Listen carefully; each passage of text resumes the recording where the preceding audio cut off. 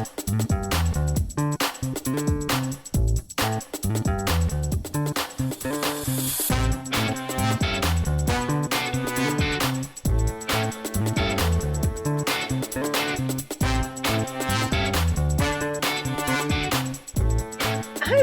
thank you for tuning into the Postmodern Realities podcast from the Christian Research Institute and the Christian Research Journal. I'm Melanie Cogdill, Managing Editor of the Christian Research Journal. It's March 2019, and you're listening to episode 113, Is AI Taking Over? On this episode, I'm joined by Dr. Charles E. White, who is Professor of Christian Thought and History at Spring Arbor University in Michigan. He has degrees from Harvard, Gordon Conwell, and Boston University. Dr. White wrote a philosophical apologetics article for our journal, and it's called Who's Afraid of Hal? Why Computers Will Not Become Conscious and Take Over the World. And it's free online at our website, equip.org. Chuck, it's good to have you on. It's fun to be here. Well, AI is kind of in vogue right now, and I think one of the most recent cultural mentions of AI was a couple of years ago. Bill Gates told people on social media that if he was studying computer science today, he would for sure make his emphasis in AI. And so all of us probably have interaction with AI and we don't even realize it. I think one of the ones that I don't like the most is going onto any kind of company's website. And if I'm having issues and I click on customer service, sometimes it'll say, hey, would you like to chat? And that's not a real person. That's an automated bot that is, an AI program that's kind of learning just all the typical questions that people ask for customer service. So those are just some more pop culture references. And of course, in our article when we published it, we had, the 2001 Space Odyssey HAL computer. But what is AI? Why don't you explain that to our listeners? Well, artificial intelligence is the ability of computers to do a number of things that require intelligence to accomplish. Computers can play games, they can predict the weather, they can read x-rays better than a lot of radiologists can, they can analyze huge amounts of data, they can recognize faces, they can even learn. And so a lot of people think that because of these things that machines can think. And so artificial intelligence is the ability for them to do things that at least in people require intelligence to do. So what's scary about artificial intelligence? I think a lot of people, mainly because of maybe pop culture and movies, we see like robots being so human. I think of actually the Steven Spielberg film AI, where that was a really well done film in that it made you feel empathy for what was supposedly a robot. And so I think people are fearing the thought of artificial intelligence and maybe that robots someday will have consciousness. Well, it's an old fear. I mean, you think back to Mary Shelley's novel about Frankenstein, where the doctor makes a creation and then the thing turns into a monster. Or you think about even the Walt Disney Fantasia episode about the Sorcerer's Apprentice, where the little apprentice is trying to figure out how to haul the water. And so then he enchants the broom, and then the thing takes over and starts a flood. The idea is that something that we're supposed to control then somehow gets out of control and starts being dangerous to us. So that's an old fear. And as you said, in the movie Space Odyssey, HAL, the computer, takes over the ship, murders one of the crew, and then attempts to kill all the others. So the fear that something's supposed to serve us, that it becomes our master, and especially when it's not human, and that I think that makes it particularly scary to a lot of people. Now, in the realistic part of this, and you talked. People like Bill Gates and Stephen Hawking and Elon Musk have worried that computers somehow could become conscious, and that they could. So much of our world, of course, depends on computers. From power systems to all the financial markets to communications, and there's lots of things that we don't even know that depend on computers to run correctly. And so if somehow the computers all got together, um, they could either enslave the human race, or some people talk about, they can even eliminate the human race. And so I think that's what scares people. The idea that something that we make is going to turn on us and kill us. That's very frightening. In your article, you say at the beginning, as you're introducing this topic, that we don't have to fear what computers themselves can do, and you give us some historical context with regards to computer science and mathematical discoveries. And I would just say to our listeners is a lot of times people don't realize what a grounding in computer science there is with regard to math. And I say this as someone who's an English major but has a son that just graduated from college with a degree in computer science, is that it is so much math that he was only one class away from a math minor. So it's very much grounded in a lot of mathematics in terms of computer programming. So just kind of give us some of the background, the historical background that relates to math and implications for computer science.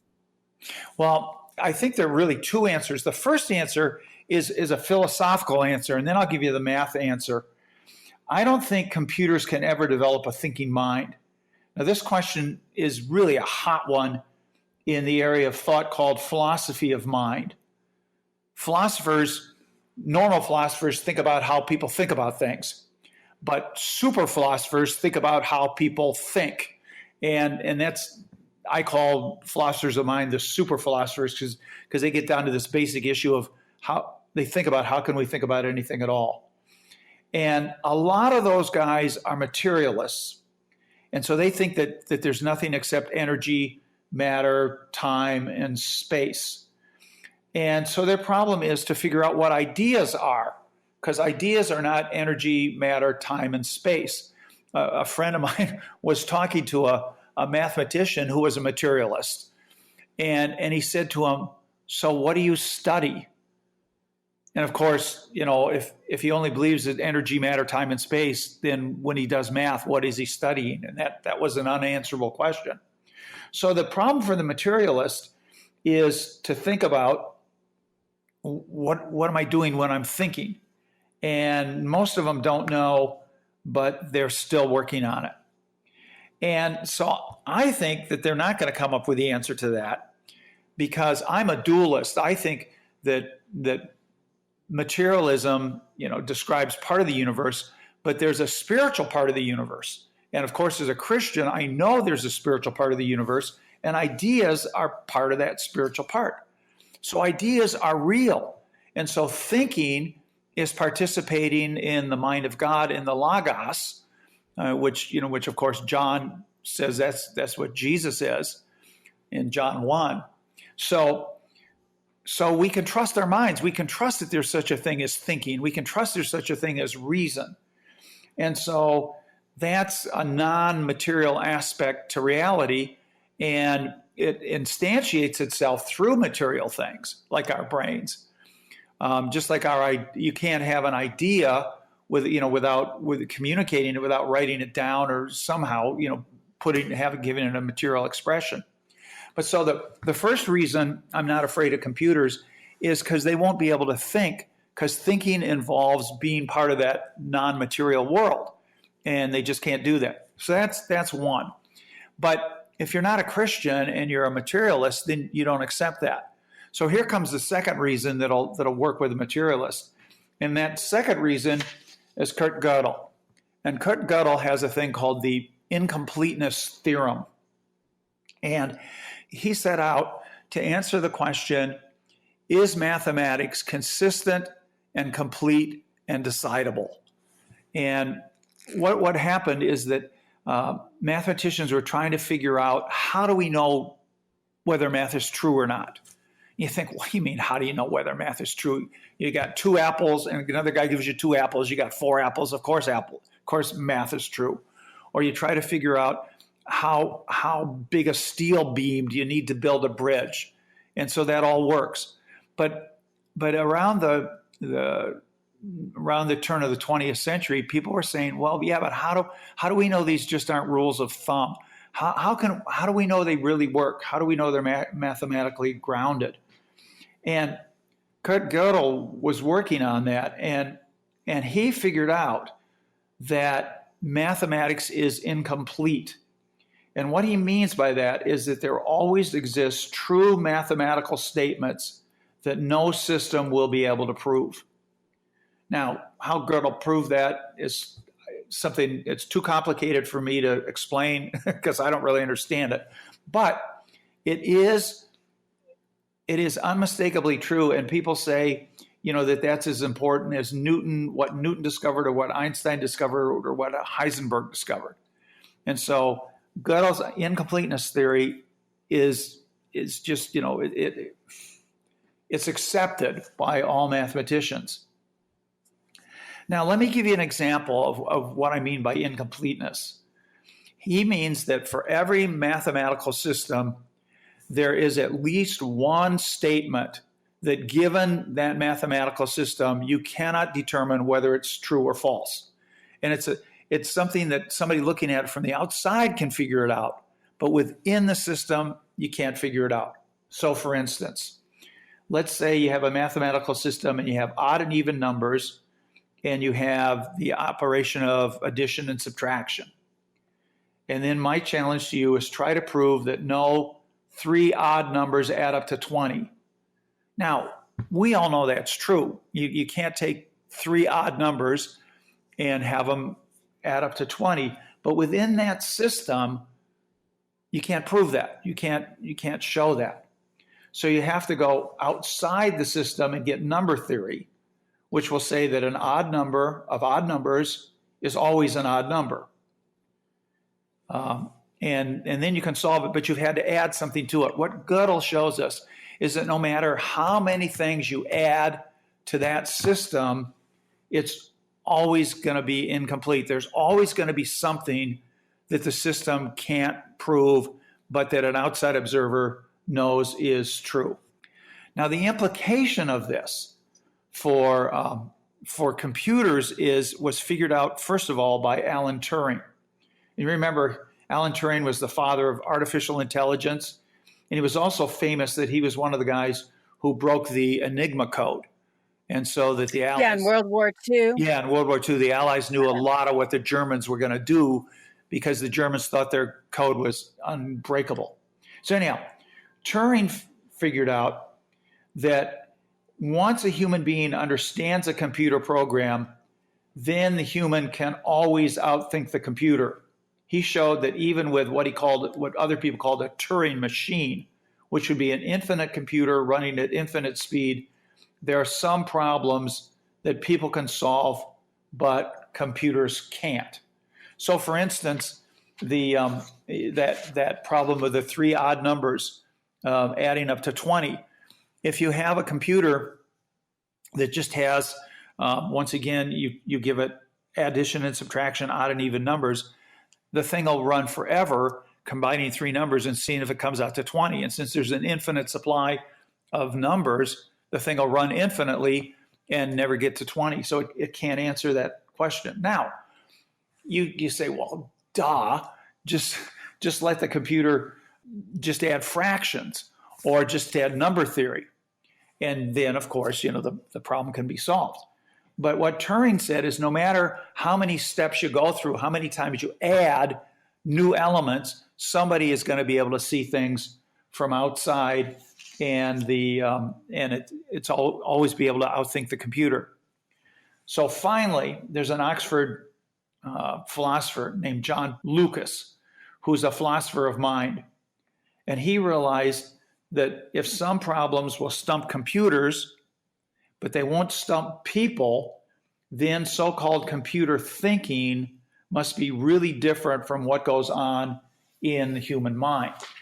And so then he said that you can't reduce mind to brain, that your brain and your mind are really different things.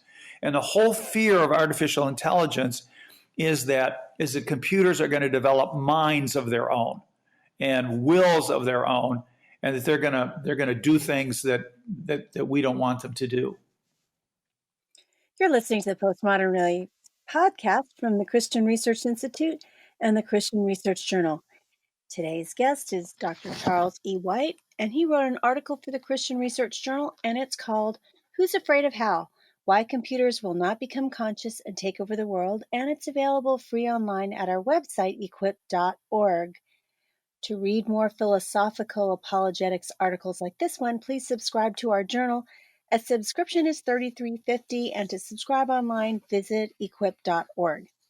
You were just talking about computers not being able to be conscious and also using math to show that they will not be able to become, thinking.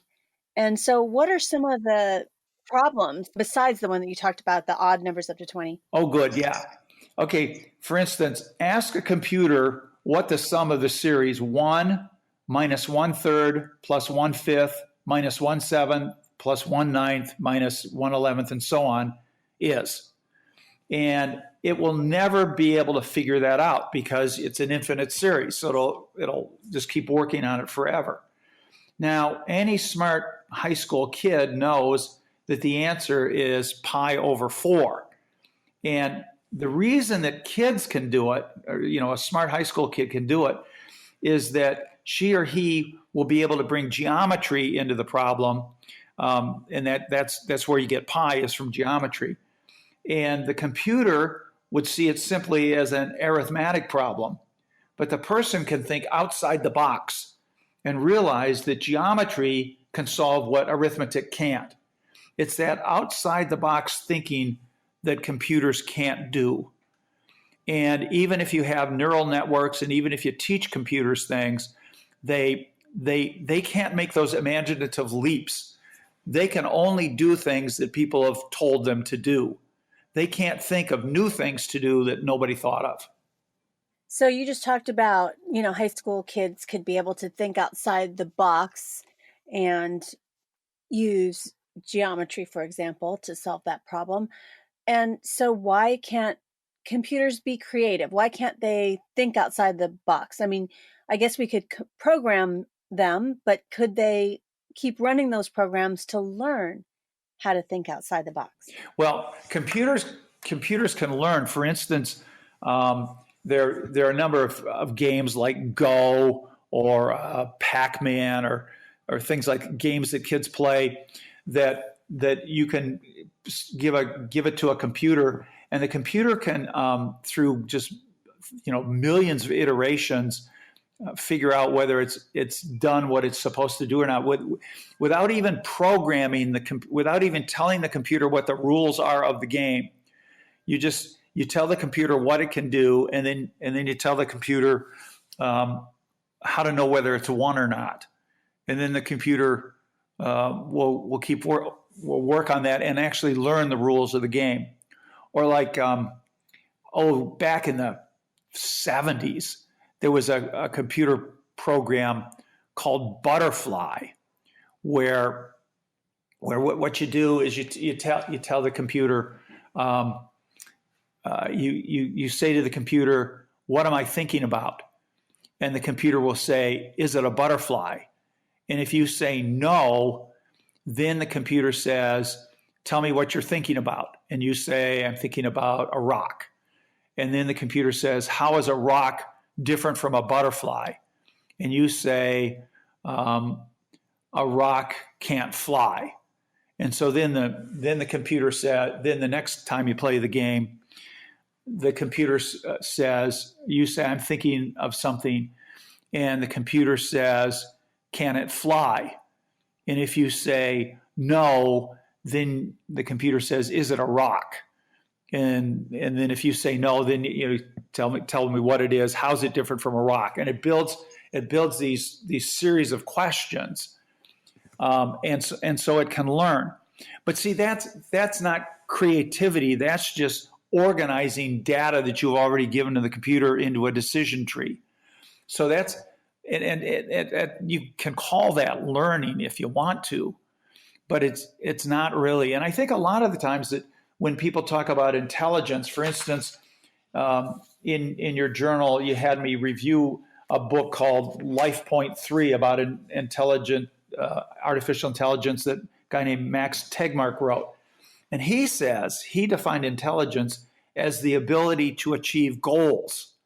Well, that to me seems to be, and then so he says that, well, computers can do that.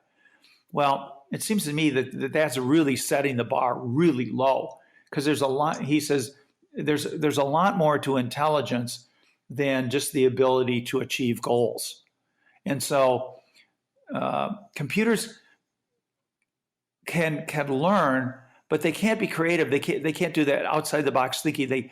They don't associate things the way we do, like play, do word association, and think of answers that way. So those are some of the ways that computers are different from people and the way people think. So I guess we don't really have to fear what computers can do to us, although I know that humans can attach themselves to computers. Like if you give, like, say, senior citizens and program a computer to be a companion, they can attach emotional feelings to that. But I don't think the computer itself, even if it's shaped like a human being, could reciprocate. Or maybe we could program it to do certain things. But we shouldn't fear suddenly that computers would replace people in relationships, for example. No, exactly. Now, Tegmark in his book talks. He has both utopian and dystopian futures based on artificial intelligence, and he actually, because as I said, he set the bar so low, thinks that computers actually can think, and he's afraid. He says, well, we might get computers that will be as smart as human beings, and so then they can program as well as we can, and then those computers that they make will be smarter than human beings, so they'll be able to program better than any human being can, so they'll be able to make supercomputers. And he sees this exponential explosion of computer power that'll make computers far smarter than human beings. But does he say that they would be conscious, that they would achieve consciousness through that? Well, he says that that's the hardest problem of all, because nobody knows what consciousness is. And so he says there's a hard problem, there's a harder problem, and the hardest problem. And the hardest problem is defining what consciousness is. So he really lets that one go. And I don't think we really have to worry about that. It's just a malevolent outcome. Whether the thing is conscious or not, if it kills all of us, we're still all dead. So consciousness isn't the issue. The issue is, will the computers be able to do things that we haven't told them to do? And at least, what from what I know about mind and from what Kurt Gödel has shown, computers will never be able to do things that we haven't told them to do.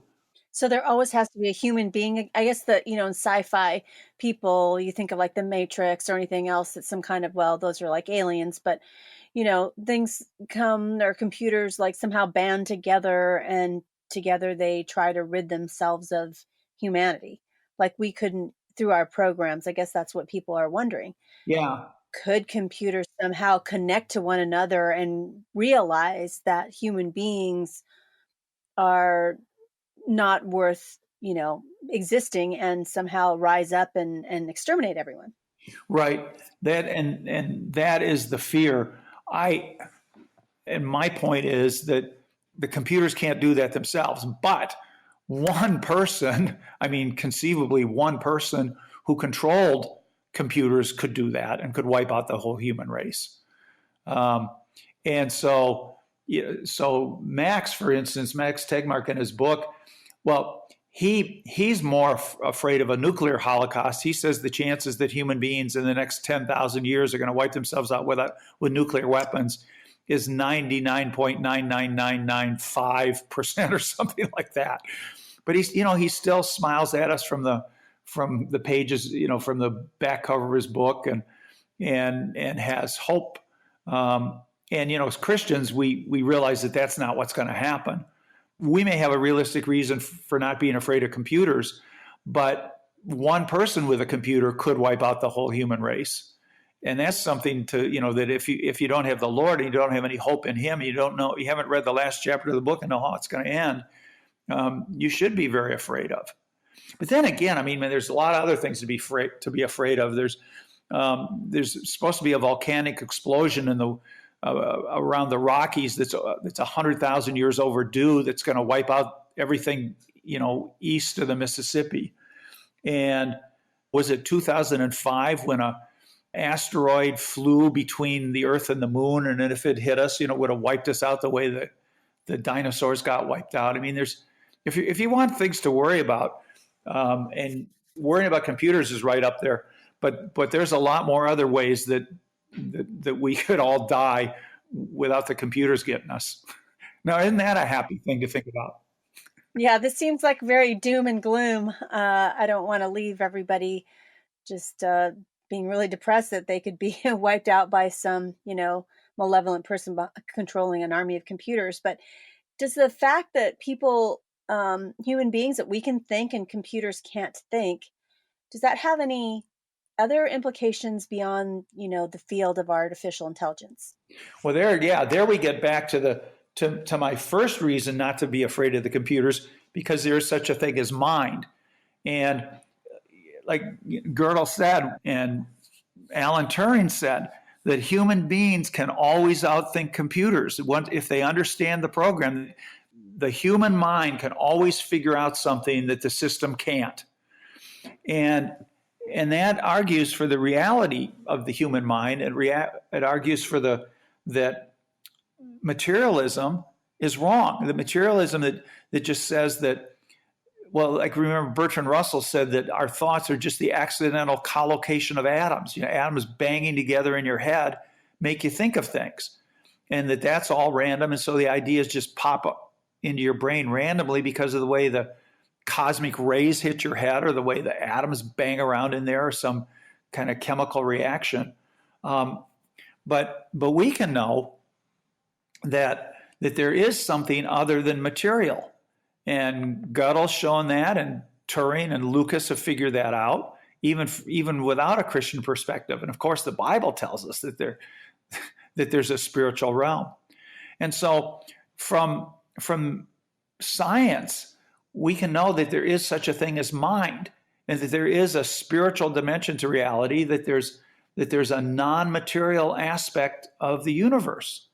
Even Daniel Dennett, the atheist philosopher, one of the new, great four horsemen, of the apocalypse, one of the new atheists. I heard him on a podcast recently talking about that it's undeniable that there's such a thing as information. Well, if you believe that there's such a thing as information, then you can't be a materialist, because information is immaterial. And you cannot just argue then that there's nothing but energy, matter, time, and space. And so once you put materialism aside, then that opens the door for a non-material reality. And of course, we know there's a non-material reality. It's called God. And so the implications of Gödel are that there's a spiritual realm, and that we can know something about that spiritual realm. I recently went to the Ukraine and gave a talk about Gödel, and finished it by talking about the spiritual implications of it, to show that materialism is wrong. Now, the poor people in the Ukraine, had been imprisoned for decades by dialectical materialism, by Marxism, which has a materialistic base. And from science, we know that Marx was wrong, and materialism is wrong, and there is a spiritual dimension to reality. And that's good news. Well, this has given us a lot of food for thought. Well, finally, I want to end with some fun rapid fire questions for Chuck. And it's been a cold winter, and about a month or so ago, it was colder in your neck of the woods than, really cold, like I think it was Mount Everest or something like that. So when it's really cold like that. You told me it was colder in Michigan than it is in Antarctica. And I said, well, yeah, because it's winter in Michigan and summer in Antarctica. There you go. And so when it's really cold like that, do you prefer coffee, hot tea, or hot chocolate? I only drink cocoa. I love to go running out in the cold. Later today, when it's going to be 18 below, I'm going to go out and run for a couple of miles. It's going to be really fun. And cocoa is really fun to drink after that. Are you an introvert or an extrovert? Oh, I'm a super extrovert. The more the merrier. I think you're the first person that said that. Most authors I've talked to have said that they're introverts. Would you rather have jury duty or do your own taxes? Oh, I can't do my own taxes. I mean, I like to write about math and think about math, but trying to figure out the government regulations are crazy. And I'd love to have the power to be on a jury and figure out who did the right thing and who didn't. I've never been. My wife has been on jury duty, and she hung the jury. She knew the person was guilty, and everybody else was fooled by the defense people, and hung the jury. But then they got her on they got the convict the next time. Wow, that's very interesting. Well, maybe someday you'll actually get called up for jury duty. Thanks for being on the Postmodern Realities podcast. It's been really fun. Thank you. Today's guest is Dr. Charles E. White, and he wrote a philosophical apologetics article for the Christian Research Journal, and it's called Who's Afraid of Hell? Why Computers Will Not Become Conscious and Take Over the World. And it's free online at our website, equip.org. To read more philosophical apologetics articles, please subscribe to the journal. A subscription is $33.50, and to subscribe online, go to our website, equip.org. We'd like to hear from you, so connect with us on social media. Like the Bible Answer Man Facebook page and follow CRI, Christian Research Journal, Hank Hanegraaff, and the Bible Answer Man on Twitter. And please subscribe to the Bible Answer Man channel on YouTube. If you like this episode, please subscribe to the Postmodern Realities podcast on iTunes, and please rate and review our podcast. When you rate and review our podcast, it helps others see our content. And please share this episode on your social media accounts. Be sure you tune in daily to the Bible Answer Man broadcast, hosted by CRI President Hank Hanegraaff, who answers your questions live on air. To ask Hank a question, call 888-ASK-HANK, Monday through Friday at 6 p.m. Eastern Time. In addition, head to iTunes and subscribe to Hank Unplugged, Hank's audio podcast. Follow Hank off the grid, where he has in-depth conversations with some of the brightest minds discussing topics you care about.